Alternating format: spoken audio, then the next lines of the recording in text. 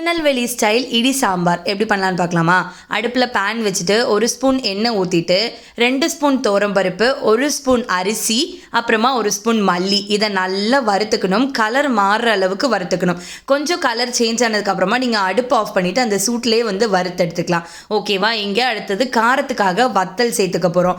வத்தல் நான் ஒரு 10 வத்தல் எடுத்திருந்தேன். நீங்கள் நல்லா அந்த 10 வத்தலையும் அதே மாதிரி நல்லா கலர் மாறுற அளவுக்கு ரோஸ்ட் பண்ணிக்கோங்க. நல்ல ஸ்மெல் வரும். சாம்பார் தேவையான என்னென்ன காய்ங்கிறத இப்போ பார்ப்போம்.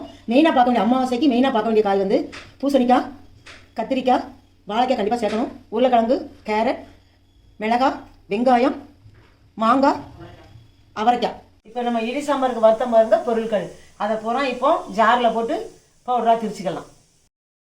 ஒரு பெரிய பாத்திரத்தில் தேவையான அளவு உப்பு, மஞ்சத்தூள் சேர்த்து அதுக்கப்புறமா அடுப்பில் பேன் வச்சுட்டு லைட்டாக எண்ணெய் ஊற்றிட்டு நம்ம வெட்டி வச்சுருக்க காய்கறிகள்லாம் 2 வதக்கி எடுத்துக்கலாம்.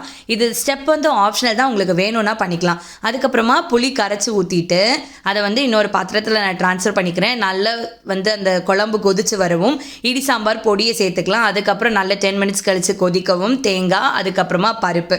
அப்போ எல்லாமே தேங்காய், பருப்பு எல்லாம் சேர்த்துருவோம்.